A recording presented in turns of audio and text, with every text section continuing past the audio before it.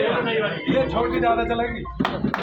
तो जो लोग अस्पताल नहीं जा पा रहे हैं उनके शहर में पैर पसारने के बाद अब कोरोना यानी कोविड ने गांव में दस्तक दे दी है, लेकिन गांव में जैसे ही दस्तक दे दी है तो गांव के जो नवनिर्वाचित प्रधान बने हैं उनका जो प्रयास है, आपको तस्वीरें दिखाऊंगा। ग्राम जावली में है और जावली में जैसे ही ये खबरें उड़ना शुरू हुई कि कोरोना अब गांव की तरफ रफ्तार पकड़ चुका है, तो आप देखिए यहाँ पर जो नवनिर्मित प्रधान है प्रीति कसाना, उनके पति ने एक आइसोलेशन वार्ड बना दिया है और खुद यहाँ के जो जनबली विधायक हैं, जनता उनको जानती है, प्यार करती है, मदन भैया, उन्होंने खुद आकर यहाँ पर उद्घाटन किया है और उद्घाटन करने के बाद उनसे ही खास बातचीत करेंगे।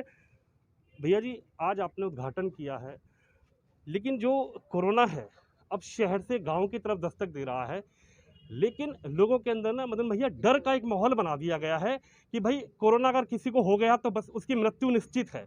आप इस पे क्या कहना चाहेंगे? देखिए, डर का जहाँ तक माहौल है जी, डर का माहौल तो जो सरकार जिनसे बनी है वो नुमाइंदगी फैला रहे हैं जी, लेकिन बीमारी एक ऐसी चीज़ है, किसी को भी हो सकती है। हमें उस बीमारी को दूर करना है और पहले भी दूर की गई है। पहले चेचक दूर हुई है, हैजा दूर हुई है, तो ये कोरोना भी दूर होगा, निश्चित रूप से दूर होगा।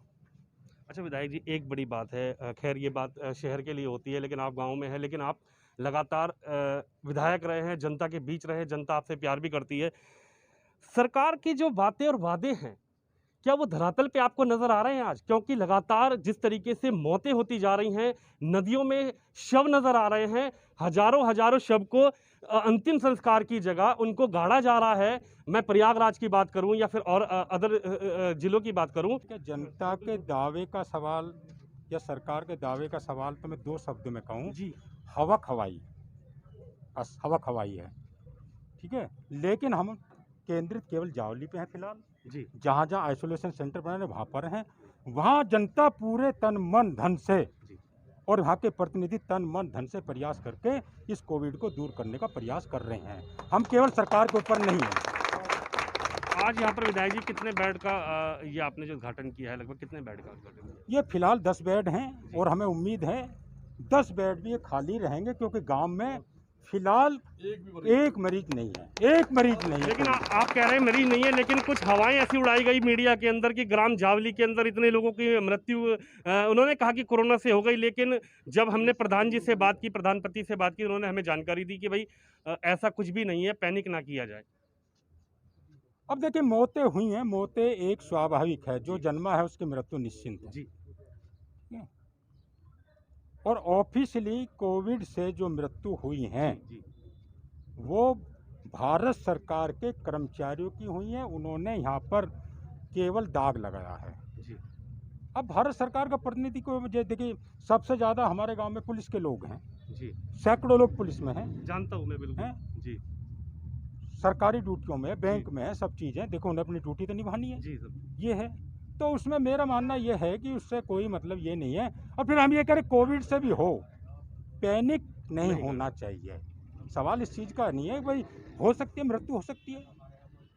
कोविड के लोग ठीक नहीं हो रहे क्या? जी, कोविड के लोग ठीक हो रहे हैं, जी। ये है।